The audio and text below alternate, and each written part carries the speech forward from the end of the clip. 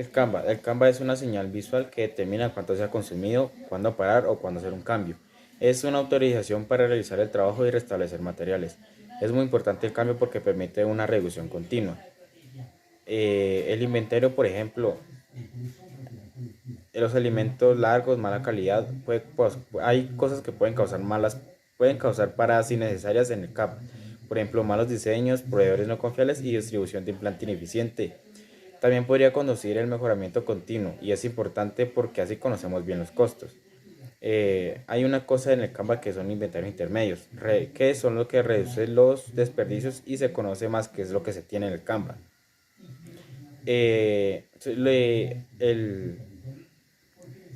¿Para qué sirve el Canva o cuáles son sus beneficios? Son eliminar la sobreproducción y aumentar la flexibilidad, coordinar la producción entre lotes y tener un proceso simplificativo e intentar unirlos al cliente.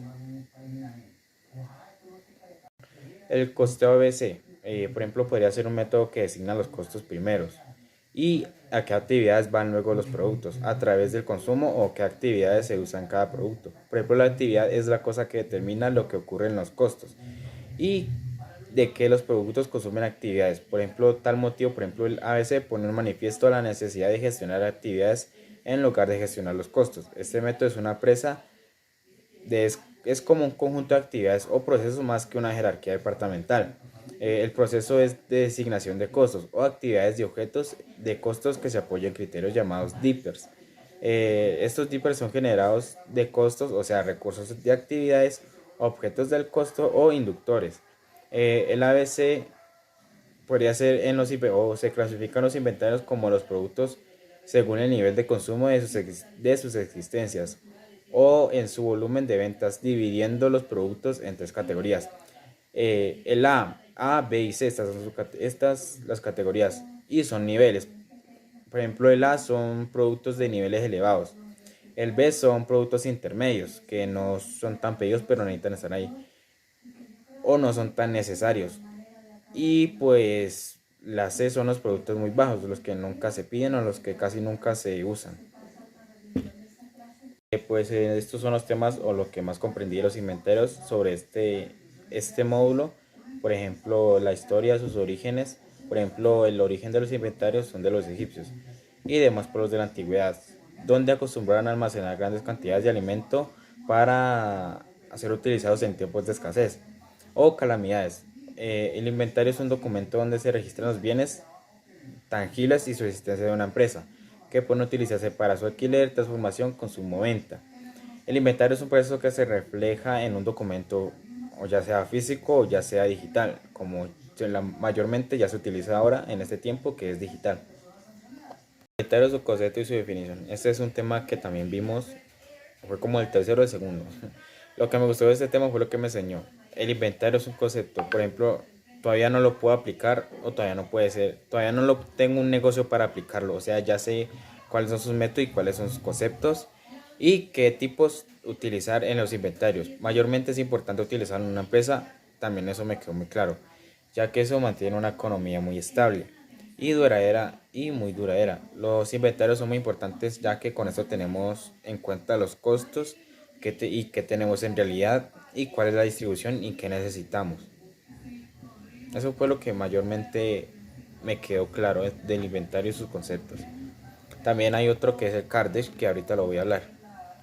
El Cardex es un registro mayormente utilizado en las empresas ya que puede ser utilizado en diferentes áreas. Por ejemplo, en mi área se utiliza demasiado tiempo. Es como un registro muy organizado el Cardex, ya que es muy detallado y es muy necesario en un almacén o en un inventario, ya que en estas áreas se utiliza más esto. Nos ayuda a tener cuánta mercancía tenemos en el inventario, hacer un registro sobre por qué es necesario y por qué está en nuestras manos y cuáles serían las alternativas o medidas para realizar un inventario. Eso también lo aprendí. Mayormente los inventarios se utilizan para evitar errores. Ya en el día hay muchas formas para hacer inventarios, ya sea un software,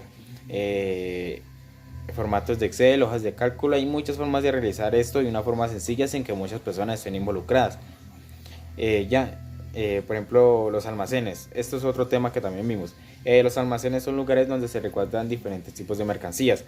Su formulación es como política O sea, se controla el inventario físicamente y mantiene todos los artículos de los inventarios para evitar daños y en ser diferentes tipos de almacenes. En serio o ya hay muchos tipos de almacenes. Por ejemplo, los almacenes en muchos inventarios se utilizan y sus objetivos son resguardar, custodiar y controlar y abastecer. Sus funciones son resguardar, custodiar y controlar y abastecer sus funciones.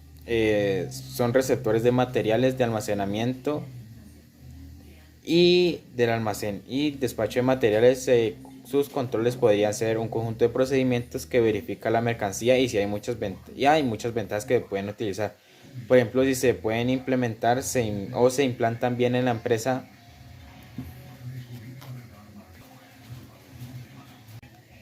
El tema de cadena de abastecimientos, este es otro tema, vimos demasiados temas y este es el que más me llamó la atención, ya que es una cadena de abastecimientos. Por ejemplo, la cadena de suministro son todos los pasos. Por ejemplo, son las redes que se tejen desde el origen del producto hasta donde llega. Por ejemplo, yo fabriqué una cadena de abastecimientos que me permite saber a dónde va el producto y dónde fue creado, cuáles son sus características, dónde estuvo y dónde estará y en dónde fue la última vez que se vio.